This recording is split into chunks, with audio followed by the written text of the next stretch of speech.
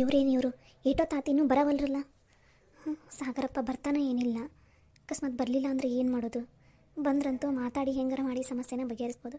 ಬರಲಿಲ್ಲ ಅಂದ್ರೆ ನೇತ್ರವ ಎದ್ದ ಮೇಲೆ ನಾ ಇಲ್ಲೇ ಹೋಗಿ ಬರ್ತೀನಿ ಅಂತ ಏನಾದರೂ ಒಂದು ಸುಳ್ಳು ಹೇಳಿ ನೇತ್ರವನ್ನ ಇಲ್ಲಿ ಬಿಟ್ಟು ಮನೆಗೆ ಹೋಗಿ ಅವ್ರ ಮನೆಯವ್ರ ಹತ್ರ ಎಲ್ಲರ ಹತ್ರನೂ ಮಾತಾಡಿ ಬರ್ತೀನಿ. ನೋಡೋಣ, ಕಾಯೋಣ ಇನ್ನೊಂದು ಸ್ವಲ್ಪ ಹೊತ್ತು. ಅಜ್ಜಿ ಅಜ್ಜಿ ನಾನು ನೇತ್ರ ಇದ್ದಾಳ ಇಲ್ಲಿ? ಅಜ್ಜಿ ಹೇಳಜ್ಜಿ, ನೇತ್ರ ಎಲ್ಲಿದ್ದಾಳೆ ಅಂತ. ಅಜ್ಜಿ ನಿನ್ನ ಕೈ ಮುಗಿತೀನಿ, ಹೇಳು ಅಜ್ಜಿ, ನೇತ್ರ ಇದ್ದಾಳ ಇಲ್ಲಿ ಅಂತಂದು. ಹಾಂ ಸಾಗರ್, ಇಲ್ಲೇ ಅದಾಳ ನೇತ್ರ, ಒಳಗಡೆ ಕ್ವಾಣ್ಯಾಗ ಮಕ್ಕೊಂಡಾಳ. ಚರಣ್ ಅಂದರೂ ನನ್ನ ನೇತ್ರ ನನಗೆ ಸಿಕ್ಬಿಟ್ಲು. ಬಾ, ನನಗಂತೂ ಇವಾಗ ಸಮಾಧಾನ ಆಗ್ತಾ ಇದೆ. ನೇತ್ರ ಮೊದಲು ನಾನು ನೇತ್ರ ನೋಡಬೇಕು. ನೀನು ಹೋಗಿ ಮನೆಯಲ್ಲಿರೋ ಎಲ್ರಿಗೂ ಫೋನ್ ಮಾಡಿ ನೇತ್ರ ಇಲ್ಲೇ ಇದ್ದಾಳೆ, ಆರಾಮಾಗಿದ್ದಾಳೆ ಅಂತ ಹೇಳಿಬಿಡು, ಸರಿನಾ? ನಾನು ನೇತ್ರನ ಹತ್ರ ಮಾತಾಡಿ ಹೇಗಾದರೂ ಮಾಡಿ ಅವಳನ್ನು ಒಪ್ಪಿಸಿ ಮನೆ ಕರ್ಕೊಂಡು ಹೋದ್ರಾಯ್ತು, ಸರಿನಾ? ಹಾಂ ಸರಿ ಸಾಗರ್, ನೀನು ನೇತ್ರ ಹತ್ರ ಮಾತಾಡಿ ಎಲ್ಲ ಏನೇನು ನಡೆದಿದೆ ಏನು ಅನ್ನೋದನ್ನು ಆರಾಮಾಗಿ ಹೇಳು. ನಾನು ಅಷ್ಟರಲ್ಲಿ ಮನೆಗೆ ಫೋನ್ ಮಾಡಿ ಎಲ್ರಿಗೂ ಹೇಳ್ಬರ್ತೀನಿ. ಹಾಂ ಸರಿ. ಅಯ್ಯೋ ಅಜ್ಜಿ, ನನಗಂತೂ ಎಷ್ಟು ಖುಷಿ ಆಗ್ತಾ ಇದೆ ಗೊತ್ತಾ, ನೇತ್ರ ಇಲ್ಲಿದ್ದಾಳೆ ಅಂತ ಕೇಳಿ. ಒಬ್ಬ ಅಜ್ಜಿ ಎಲ್ಲಿದ್ದಾಳೆ ಅಜ್ಜಿ? ನೇತ್ರ ರೂಮ್ನಲ್ಲಿದ್ದಾಳೆ. ನಾನು ಇವಾಗಲೇ ಹೋಗಿ ನೇತ್ರನ ನೋಡಿ ನೇತ್ರನ ಮಾತಾಡಿಸ್ಬೇಕು. ನಾನು ತಪ್ಪಾಗಿದೆ ಅಂತ ನಾನು ನೇತ್ರನ ಹತ್ರ ಕ್ಷಮೆ ಕೇಳಬೇಕು.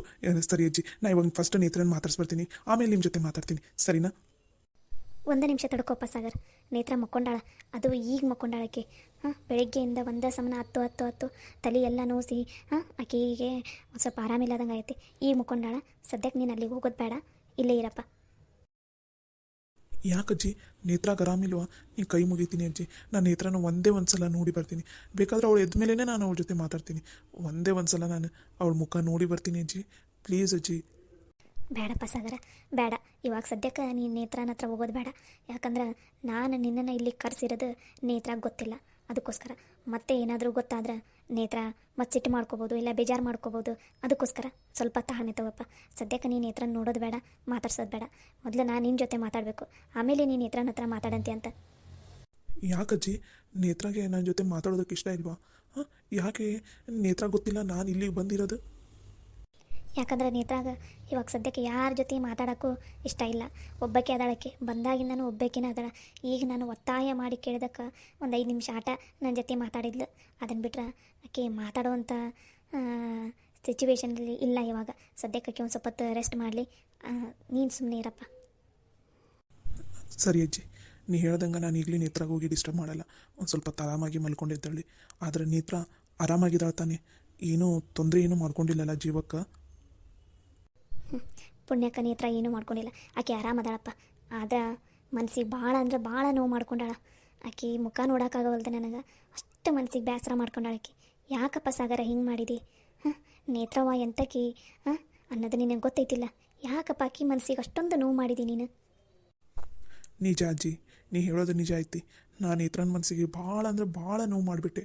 ಆಕೆ ಎಂಥ ಇದು ತೀರ್ಮಾನ ತೊಗೋತಾಳ, ಎಲ್ಲರಿಗೂ ಒಳ್ಳೇದು ಆಗುವಂಥ ನಿರ್ಧಾರನ ಆಕೆ ತೊಗೊಳ್ಳೋದು ಅಂತ ನನಗೆ ಗೊತ್ತಿತ್ತು. ಆದರೂ ಈ ವಿಷಯದಾಗ ಯಾಕೆ ನಾನು ಆಕೆ ನಂಬಲಿಲ್ಲ ಅನ್ನೋದು ನನಗೆ ಇದುವರೆಗೂ ಗೊತ್ತಾಗ್ತಾ ಇಲ್ಲ ಅಜ್ಜಿ. ನಾನು ನಿಜ, ನನ್ನಿಂದ ಭಾಳ ಅಂದರೆ ಭಾಳ ದೊಡ್ಡ ತಪ್ಪಾಗಿಬಿಟ್ಟಿದೆ. ನಮ್ಮ ಮನೆಯಲ್ಲಿ ಎಲ್ಲರೂ ನೇತ್ರನಿಗೋಸ್ಕರ ಕಾಯ್ತಾ ಇದ್ದಾರೆ ಅಜ್ಜಿ. ಎಲ್ಲರೂ ಆಕೆ ಹತ್ರ ಕ್ಷಮೆ ಕೇಳಬೇಕು ಅಂತ ಕಾಯಕೊಂತಾರ. ಅಲ್ಲಪ್ಪ ಸಾಗರ, ಮದುವೆಗಿಂತ ಮುಂಚೆ ನೇತ್ರ ಏನು ಹೇಳಿದ್ರು ನಂಬ್ತಿದ್ದೆ. ನೇತ್ರನ ಬಿಟ್ಟು ಒಂದು ಕ್ಷಣ ಇರ್ತಿಲ್ಲ ಇದ್ದೆ. ಪದೇ ಪದೇ ಫೋನ್ ಹಚ್ಚೋದು, ಹೆಂಗದಾಳ ಏನು ಅಂತ ಎಲ್ಲ ವಿಚಾರಿಸ್ತಿರ್ತಿದ್ದೆ. ಆದರೆ ಮದುವೆ ಆದಮೇಲೆ ಯಾಕಪ್ಪ ನೇತ್ರನ ಮೇಲೆ ನಿನಗೆ ನಂಬಿಕೆ ಹೋಯ್ತು, ಪ್ರೀತಿ ಕಮ್ಮಿ ಆಯಿತು? ಯಾಕೆ ಹಂಗೆ ಮಾಡಕ್ಕಂತಿದ್ದೆ ನೀನು? ನೇತ್ರ ನಿನ್ನನ್ನು ನಂಬಿ ಆಕೆ ಮನೆಯವರನ್ನೆಲ್ಲರನ್ನೂ ಬಿಟ್ಟು ಬಂದಿರ್ತಾಳೆ ಒಬ್ಬಕ್ಕೆ. ಅಂಥಕಿನ ಚಂದನತಗೆ ನೋಡ್ಕೊಂಡು ಹೋಗೋದು ನಿನ್ನ ಕರ್ತವ್ಯ ಹೌದಿಲ್ಲ? ಅವ್ರ ಮನೆಯವರು ನೀನು ಅವ್ರ ಮಗಳನ್ನ ಚಂದನತಗೆ ನೋಡ್ಕೋತಿ ಅಂತಂದು ನಿನ್ನನ್ನು ನಂಬಿ ನಿಮ್ಮ ಮನೆಯಾಗ ಬಿಟ್ಟು ಹೋಗಿರ್ತಾರೆ. ಅವರೆಲ್ಲರ ನಂಬಿಕೆನೂ ಉಳಿಸ್ಕೋಬೇಕಾಗಿರೋದು ನಿನ್ನ ಕರ್ತವ್ಯ ತಾನೆ. ನಿನಗೆ ಗೊತ್ತಾ, ಅಕಸ್ಮಾತ್ ನೇತ್ರ ಸಿಟ್ಟಿನಾಗ ಅಥವಾ ಬೇಜಾರ್ನಾಗ ತವ್ರ ಮನೆಗೆ ಹೋಗ್ಬೋದಿತ್ತು. ಆದ್ರೆ ಅಲ್ಲಿಗೆ ಹೋಗ್ಲಿಲ್ಲಕ್ಕೆ, ಇಲ್ಲಿಗೆ ಬಂದು. ಎದಕ್ಕೆ ಹೇಳು?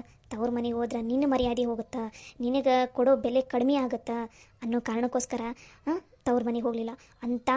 ಅಷ್ಟು ಬೇಜಾರಾಗೈತಿ ಮನಸ್ಸಿಗೆ. ನೀವೆಲ್ಲರೂ ಮನೆಯವರೆಲ್ಲರೂ ಚುಚ್ಚಿ ಮಾತಾಡಿರಿ, ನೀನು ಕಪಾಳಕ್ಕೆ ಹೊಡೆದಿರಿ. ಅಷ್ಟೆಲ್ಲ ನೋವು ಬೇಜಾರು ಎಲ್ಲನೂ ಮನಸ್ಸಿನಾಗ ಇಟ್ಕೊಂಡ್ರು ಆಕೆ ಸರಿಯಾದ ನಿರ್ಧಾರ ತೊಗೊಂಡು ಇಲ್ಲಿಗೆ ಬಂದಾಳ. ಅಂಥ ಹುಡುಗಿಗೆ ಅಂಥ ಹುಡುಗಿ ಮನಸ್ಸನ್ನು ನೀನು ಅರ್ಥ ಮಾಡ್ಕೊಲಿಲ್ಲಪ್ಪ. ಯಾಕಪ್ಪ ನಿನಗೆ ನೇತ್ರನ ಮೇಲೆ ನಂಬಿಕೆ ಬರಲಿಲ್ಲ? ಆಕೆ ಮಾಡಾಕೊಂತಿದ್ದು ನಿಮ್ಮ ಅಕ್ಕನಿಗೆ ಒಳ್ಳೇದಾಗಲಿ ಅಂತ ಅನ್ನೋದು ಯಾಕೆ ನಿನಗೆ ನಂಬಿಕೆ ಬರಲಿಲ್ಲ? ಅದನ್ನು ಹೇಳ ಮೊದಲು. ಅಜ್ಜಿ, ನನಗೆ ನನ್ನ ಮನಸ್ಸಿನಲ್ಲಿ ಅಷ್ಟೇ ಅಲ್ಲ, ನಮ್ಮ ಮನೆಯಲ್ಲಿರೋ ಎಲ್ಲರ ಮನಸ್ಸಿನ ಮೇಲೇನೂ ನಮ್ಮ ಭಾವನ ಮೇಲೆ ಕೆಟ್ಟ ಅಭಿಪ್ರಾಯನೇ ಇತ್ತು. ಆ ಭಾವಂದು ಬರೀ ಹೆಸರು ಎತ್ತಿದ್ರೆ ಸಾಕು ನನಗೆ ಮೈಯೆಲ್ಲ ಉರಿತಿತ್ತು.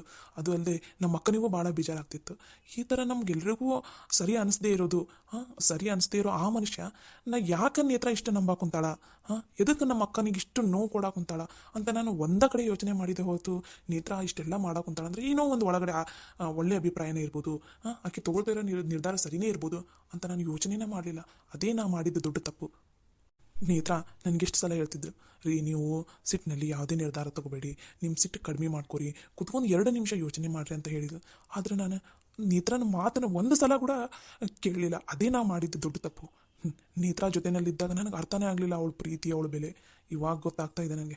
ನೇತ್ರ ಮನೆ ಬಿಟ್ಟು ಹೋದ್ಮೇಲೆ ಅವಳನ್ನು ಎಷ್ಟು ಮಿಸ್ ಮಾಡ್ಕೊಂಡಿದ್ದೀನಿ ಅಂದ್ರೆ ಅದು ನನಗೆ ಗೊತ್ತು. ಅಜ್ಜಿ, ನೇತ್ರ ಏನಾದರೂ ನನಗೆ ಸಿಗದೆ ಇದ್ದಿದ್ರೆ ನಾನು ಮಾತ್ರ ಜೀವ ಸಹಿತ ಇರ್ತಿಲ್ಲಾಗಿದ್ದೆ ಅಜ್ಜಿ. ಅದು ಮಾತ್ರ ನಿಜ. ನಾನು ಸುಳ್ಳು ಹೇಳಾಕುಂತಿಲ್ಲ, ನಿಜನೇ ಹೇಳಾಕುಂತೀನಿ. ನೇತ್ರ ಇಲ್ಲ ಅಂದರೆ ನನ್ನ ಕೈನಲ್ಲಿ ಒಂದು ದಿನ ಅಲ್ಲ ಒಂದು ಕ್ಷಣನೂ ಇರೋದಕ್ಕಾಗೋದಿಲ್ಲ. ಅಜ್ಜಿ, ಸಾಗರ್ಗೆ ಇವಾಗ ತಾನು ಮಾಡಿದ ತಪ್ಪು ಅಂತ ಗೊತ್ತಾಗಿದೆ. ಇವಾಗಾದರೂ ನೇತ್ರನ ಹತ್ರ ಮಾತಾಡಿದ್ರೆ ಎಲ್ಲ ಸರಿ ಹೋಗುತ್ತೆ ಅನ್ನೋ ನಂಬಿಕೆ ಇದೆ ಅಜ್ಜಿ. ದಯವಿಟ್ಟು ಅದಕ್ಕೊಂದು ಸಹಾಯ ಮಾಡ್ಬೇಕು ನೀವು. ಇವಾಗ ಮನೆಯಲ್ಲೆಲ್ಲ ಎಷ್ಟು ಖುಷಿಯಾಗಿದ್ದಾರೆ ಅಂದ್ರೆ ನೇತ್ರ ಇಲ್ಲಿದ್ದಾಳೆ ಅಂತ ಸುದ್ದಿ ಗೊತ್ತಾಗಿದ ತಕ್ಷಣ ಎಲ್ಲರೂ ಭಾಳ ಅಂದರೆ ಭಾಳ ಖುಷಿ ಪಡಾಕುಂತಾರೆ. ಇನ್ನು ನೇತ್ರನ ಮನೆಗೆ ಕರ್ಕೊಂಡು ಹೋದ್ರೆ ಅವರೆಲ್ಲರೂ ಭಾಳ ಅಂದರೆ ಭಾಳ ಖುಷಿ ಪಡ್ತಾರೆ ಅಜ್ಜಿ. ನೇತ್ರ ಇಲ್ಲದೆ ಆ ಮನೆ ಅಂತಲೇ ಅನ್ನಿಸ್ತಾ ಇಲ್ಲ. ಬಂದು ಇನ್ನೂ ಭಾಳ ದಿನ ಆಗಿಲ್ಲ, ಆದರೂ ನೇತ್ರ ಆ ಮನೆಯಲ್ಲಿ ಎಷ್ಟು ಮುಖ್ಯ ಆಗಿದ್ದಾಳಂದ್ರೆ ಎಲ್ಲರನ್ನು ಎಷ್ಟು ಚೆನ್ನಾಗಿ ಅರ್ಥ ಮಾಡ್ಕೊಂಡಿದ್ದಾಳೆ ಅಂದರೆ ನೇತ್ರ ಇಲ್ಲ ಅಂದ್ರೆ ಆ ಮನೆಯೇ ನಡೆಯೋದಿಲ್ಲ ಅನ್ನೋ ಲೆವೆಲಿಗೆ ಬಂದಿದೆ ಅಜ್ಜಿ ಇವಾಗ. ದಯವಿಟ್ಟು ನೇತ್ರನ ಜೊತೆ ಮಾತಾಡೋದಕ್ಕೆ ಒಂದೇ ಒಂದು ಅವಕಾಶ ಕೊಡ್ರಿ ಅಜ್ಜಿ ನೀವು. ಹೌದು ಅಜ್ಜಿ, ನಾನು ನೇತ್ರನ ಜೊತೆ ಮಾತಾಡಲೇಬೇಕು, ನೇತ್ರನ ಮುಖ ನೋಡಲೇಬೇಕು. ನನಗೆ ಅಲ್ಲಿವರೆಗೂ ಸಮಾಧಾನ ಇಲ್ಲ ಅಜ್ಜಿ. ದಯವಿಟ್ಟು ನಾನು ನೇತ್ರನ ನೋಡೋದಕ್ಕೆ ಬಿಡ್ರಿ ಅಜ್ಜಿ. ಬೇಕಾದರೆ ನೇತ್ರ ಮಲ್ಕೊಂಡಿರಲಿ, ನಾನು ನೇತ್ರನ ಎಪ್ಸೋದಿಲ್ಲ. ಆದರೆ ನಾವು ನೇತ್ರನ ಮುಖ ನೋಡಲೇಬೇಕು ಅಜ್ಜಿ. ದಯವಿಟ್ಟು ನನಗೆ ನೇತ್ರ ನೋಡೋದಕ್ಕೆ ಬಿಡ್ರಿ ಅಜ್ಜಿ. ಅಯ್ಯೋ ಸಾಗರಪ್ಪ, ನಿನ್ನ ಹೆಂಡ್ತಿನ ನೀ ನೋಡಕ್ಕ ನಂದು ಪರ್ಮಿಷನ್ ಎದಕ್ಕೆ ಕೇಳಕ್ಕೆ ಕುಂತಿದ್ಯಪ್ಪ ನೀನು? ನಿನ್ನ ಹೆಂಡ್ತಿ ನೀನು ನೋಡು, ಮಾತಾಡ್ಸಿ ಏನು ಬೇಕಾದ್ರೆ ಮಾಡು. ಆದ್ರೆ ಸದ್ಯಕ್ಕೆ ಒಂದು ಸ್ವಲ್ಪ ಆರಾಮಾಗಿ ಇರಲಿ ನೇತ್ರವ ಅಂತ ಅನ್ನೋದಷ್ಟೆ. ಆಕೆ ಎಷ್ಟು ಅತ್ತಾಳ, ಆಕೆ ಎಷ್ಟು ಬೇಸರ ಮಾಡ್ಕೊಂಡಾಳ ಅಂತ ಅನ್ನೋದು ಆ ಹುಡುಗಿ ಮುಖ ನೋಡಿದ್ರೆ ಗೊತ್ತಾಕೈತಿ. ಒಂದು ಸ್ವಲ್ಪ ತಡ್ಕೋಪ್ಪ, ತಾಳ್ಮೆ ತಗೋ. ಇಲ್ಲ ಅಜ್ಜಿ, ನಾನು ನೇತ್ರ ನೋಡಲೇಬೇಕು. ನನ್ನ ನೇತ್ರ ನೋಡೋವರೆಗೂ ನನಗೆ ಸಮಾಧಾನನೇ ಇಲ್ಲ. ದಯವಿಟ್ಟು ಅಜ್ಜಿ, ನಿಮ್ಗೆ ಬೇಕಾದ್ರೆ ಕಾಲು ಬೇಕಾದ್ರೆ ಮುಗಿತೀನಿ. ದಯವಿಟ್ಟು ನನ್ನ ನೇತ್ರ ನೋಡೋದಕ್ಕೆ ಬಿಡ್ರಿ ಅಜ್ಜಿ, ಪ್ಲೀಸ್ ಅಜ್ಜಿ. ಅಯ್ಯೋ ಛೇ, ನೀ ಹಾಗೆಲ್ಲ ಮಾತಾಡಕ್ಕೆ ಹೋಗ್ಬೇಡಪ್ಪ, ಬೇಡ. ಸರಿ ಆತು, ಒಂದು ನಿಮಿಷ ಇರಪ್ಪ. ನೇತ್ರ ಮಕ್ಕೊಂಡಾಳ, ಏನು ಮಾಡಕ್ಕಂತಾಳ ಅಂತ ನಾನು ನೋಡ್ಕೊಂಬರ್ತೀನಿ. ಅಕಸ್ಮಾತ್ ಎದ್ದಿದ್ಲಂದ್ರೆ ಒಂದು ಸ್ವಲ್ಪ ಮಾತಾಡಿ ಬರ್ತೀನಿ, ಆಮೇಲೆ ನೀನು ಹೋಗಂತೆ ಅಂತ. ಒಂದು ನಿಮಿಷ ಅಪ್ಪ. ಸರಿ ಆಯ್ತಜ್ಜಿ. ಚರಣ್, ನನ್ನ ನೇತ್ರ ನನ್ನನ್ನು ಕ್ಷಮಿಸ್ತಾಳೆ ತಾನೆ? ನನ್ನನ್ನು ಬಿಟ್ಟು ಹೋಗೋದಿಲ್ಲ ಅಲ್ವಾ? ಇಲ್ಲ ಸಾಗರ್, ನೇತ್ರನಿಗೆ ನಿನ್ನನ್ನು ಬಿಟ್ಟಿರೋದಕ್ಕಾಗೋದಿಲ್ಲ. ನಿನ್ನನ್ನು ಎಷ್ಟು ಪ್ರೀತಿಸ್ತಾಳೆ ಗೊತ್ತಾ? ನಿನಗೋಸ್ಕರ ಏನು ಮಾಡೋದಕ್ಕೂ ರೆಡಿ ಇದ್ದಾಳೆ ನೇತ್ರ. ಅಂಥದ್ದು ನಿನ್ನನ್ನು ಬಿಟ್ಟು ಹೋಗ್ತಾಳ? ಸಾಧ್ಯನೇ ಇಲ್ಲ. ಹಾಗೇನಾದರೂ ನಿನ್ನನ್ನು ಬಿಟ್ಟು ಹೋಗೋದಿದ್ದಿದ್ರೆ ನೇತ್ರ ತವ್ರ ಮನೆಗೆ ಹೋಗಿರ್ತಿದ್ಲು, ಇಲ್ಲ ಬೇರೆ ಎಲ್ಲಾದರೂ ಹೋಗಿರ್ತಿದ್ಲು. ಇಲ್ಲಿಗೆ ಬಂದಿದ್ದಾಳೆ ನೇತ್ರ ಅಂತಂದ್ರೆ ಅಲ್ಲೇ ಅರ್ಥ ಮಾಡ್ಕೋಬೇಕು ನೀನು. ನೇತ್ರ ನಿನ್ನನ್ನು ಬಿಟ್ಟು ಬೇರೆ ಕಡೆ ಎಲ್ಲೂ ಹೋಗೋದಕ್ಕೂ ಮನಸ್ಸಿಲ್ಲ ಅವಳಿಗಂತ. ಅಷ್ಟೇ ಆದರೆ ಸಾಕು ಚರಣ್. ಹೇಗಾದರೂ ಮಾಡಿ ನಾನು ನೇತ್ರನ ಒಪ್ಪಿಸಿ ಮನೆಗೆ ಕರ್ಕೊಂಡು ಹೋಗ್ತೀನಿ. ನೇತ್ರ ಇಲ್ಲದೆ ನನ್ನ ಕೈನಲ್ಲಿ ಇರೋದಕ್ಕೆ ಆಗ್ತಾ ಇಲ್ಲ ನನಗೆ. ಯಾವಾಗ ನೇತ್ರನ ಹತ್ರ ಮಾತಾಡ್ತೀನೋ, ಯಾವಾಗ ನೇತ್ರನ ಒಪ್ಪಿಸಿ ಮನೆಗೆ ಕರ್ಕೊಂಡು ಹೋಗ್ತೀನೋ ಅಂತ ಅನ್ನಿಸ್ಬಿಟ್ಟಿದೆ ನನಗೆ.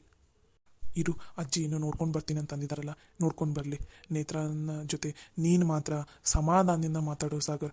ದಯವಿಟ್ಟು ನಿನ್ನ ಕೈ ಮುಗಿತೀನಿ, ಸಿಟ್ಟಿನಲ್ಲಿ ಮಾತಾಡಿ ಮತ್ತು ಇನ್ನೂ ಅತಿರೇಕಕ್ಕೆ ಹೋಗೋಂಗೆ ಮಾತ್ರ ಮಾಡೋದಕ್ಕೆ ಹೋಗ್ಬೇಡ ಪ್ಲೀಸ್.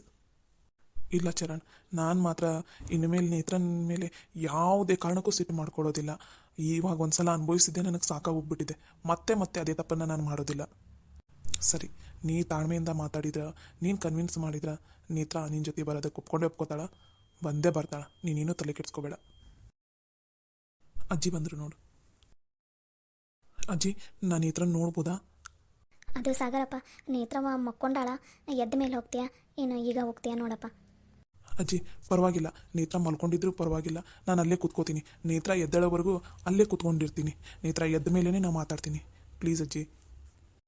ಸರಿನಪ್ಪ, ಆತಂಗಾರ ಹೋಗು.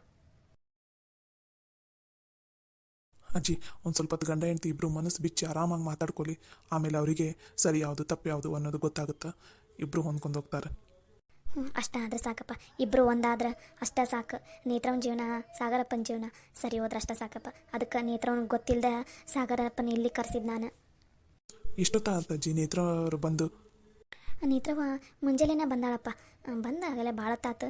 ಆದರೆ ಏನಂದ್ರೆ ಏನೂ ತಿಂದಿಲ್ಲ, ಒಂದು ಗುಟ್ಟಕ್ಕೆ ನೀರು ಕೂಡ ಕುಡ್ದಿಲ್ಲ ನೋಡಪ್ಪ. ಮನೆಯಲ್ಲೂ ಅಷ್ಟೇ ಅಜ್ಜಿ, ನೇತ್ರ ನೋಡ್ದ ಮನೆಯಲ್ಲೂ ಯಾರು ಏನೂ ತಿಂದಿಲ್ಲ, ನೀರು ಕುಡ್ದಿಲ್ಲ. ಇವಾಗ ಎಲ್ಲ ಸಮಸ್ಯೆ ಬಗೆಹರಿತಂದ್ರೆ ನೇತ್ರನ ಕರ್ಕೊಂಡು ಹೋಗ್ತೀವಲ್ಲ, ಅಲ್ಲೇ ಊಟ ಮಾಡಿಸ್ತೀವಂತ ತಗೋರಿ ಅಜ್ಜಿ. ನಿಮ್ಮಿಂದ ಭಾಳ ದೊಡ್ಡ ಉಪಕಾರ ಆಗಿದೆ. ಅವ್ರು ಸಾಗರನ ಜೀವನ, ಸಾಗರ್ ಮನೆಯಲ್ಲಿರೋ ಎಲ್ಲರ ಜೀವನನೂ ಸರಿ ಹೋಗೋದಕ್ಕೆ ನೀವ ಕಾರಣ ಆದಜ್ಜಿ. ತುಂಬ ಧನ್ಯವಾದಗಳು ಅಜ್ಜಿ ನಿಮಗೆ. ಅಯ್ಯೋ ಇದ್ರಾಗ ಏನೈತಪ್ಪ, ನಂಗೆ ನೇತ್ರವ ಸಾಗರಪ್ಪ ಇಬ್ಬರು ಖುಷಿಯಾಗಿದ್ರೆ ಅಷ್ಟ ಸಾಕು. ಅವರಿಬ್ಬರು ಒಂದು ಸ್ವಲ್ಪ ಹೊತ್ತು ಮಾತಾಡ್ಕೊಳಪ್ಪ. ನಾಷ್ಟಾಗ ಚಾನರ ಸ್ವಲ್ಪ ಏನಾರ ತಿನ್ನಕ್ಕೆ ಮಾಡ್ತೀನಿ. ಇಬ್ಬರು ಸಮಾಧಾನ ಆದಮೇಲೆ ಒಂದು ತಟಕ್ಕೆ ಚಾನರ ಕುಡ್ದೋಗ್ಲಿ, ನನಗೂ ಸಮಾಧಾನ ಅನ್ನಿಸ್ತೈತಿ. ಸರಿ ಅಜ್ಜಿ, ನಾನು ಒಂದು ಫೋನ್ ಮಾಡ್ದೈತಿ, ಫೋನ್ ಮಾಡಿ ಬರ್ತೀನಿ.